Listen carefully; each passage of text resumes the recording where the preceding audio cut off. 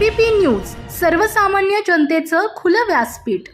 माजी खासदार विनायक राऊत हे नगरपालिका निवडणुकीच्या वेळेला सुद्धा प्रचारात दिसले नाही, सावंतवाडी वगळता, त्यामुळे ते नाराज आहेत अशी चर्चा आहे. काय सांगा? मला माहित नाही की ते नाराज आहेत की खुश आहेत, हे मला काहीच माहित नाही या विषयातला.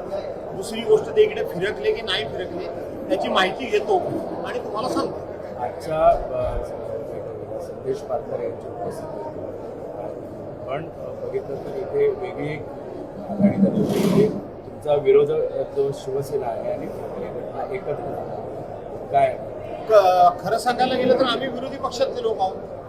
ज्या वेळेला सत्ताधारी पक्षातले लोक आमच्याबरोबर आघाडी करायला येतात त्या अर्थी निश्चितपणे कुठेतरी समान हेतू, एक समान धागा की सर्वांनी एकत्र येऊन काहीतरी चुकीचं घडतंय त्याला थांबवलं पाहिजे म्हणून हे सगळे एकत्र आल्याचं दिसतं. सर, तुम्ही भाषण करताना अरविंद सावंत यांनी म्हटलं होतं की तुम्ही एक संदर्भ दिला होता जुन्या सभांचा, त्यावेळी तुम्ही म्हटलं होतं की त्या पक्षाने मला मंत्री केलं, तुमच्या पक्षाने केलं नाही. या संदर्भात काय सांगा? नाही, तसं नाही. मी जेव्हा भाषणात सांगितलं की मी 3 नगरपालिका जिंकल्या राष्ट्रवादी काँग्रेस पक्षामध्ये असताना आणि जिल्हा परिषदेची तयारी सुरू असतानाच निर्णयाक्षणी मला इथून संपर्क मंत्री पदावर बदललं, तर त्यांनी सांगितलं की ह्या पक्षाला नाही त्या गेल्या पक्षाला.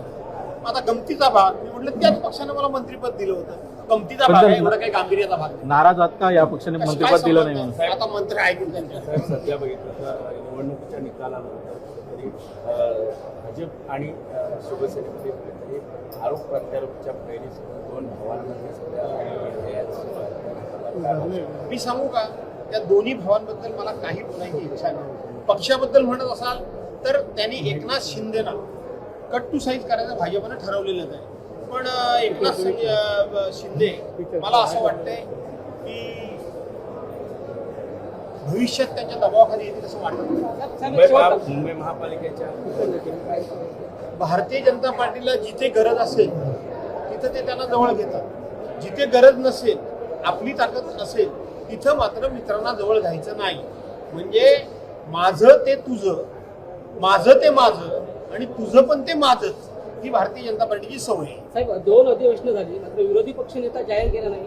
तुमच्या नावाची शिफारस झाली आहे. तुमच्या नावाला घाबरतं सरकार असं वाटतं का? तुम्ही कोकणी आहात, मी कोकणी आहात. एवढं पाशवी बहुमत सरकारच्याकडे आहे तरी सुद्धा ते विरोधी पक्ष नेतेपद जाहीर करत नाही, मला घाबरतात.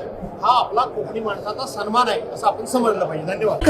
रत्नागिरी, रायगड, सिंधुदुर्ग, नांदेड, उस्मानाबाद, बीड, औरंगाबाद, नागपूर, गडचिरोली, भंडारा, गोंदिया, अकोला, यवतमाळ, बुलढाणा येथून एकाच वेळी प्रसिद्ध होणारे एकमेव दैनिक सर्वसामान्य जनतेचे खुले व्यासपीठ. संपादक आहेत विश्वासराव आरोटे. मोबाईल नंबर आहे 94 23 38 85 08. दुसरा मोबाईल नंबर 94 23 46 72 72. तिसरा मोबाईल नंबर 75 88 15 0001. वेबसाईट आहे sgavkari.com. मेल आयडी आहे akl gavkari@gmail.com.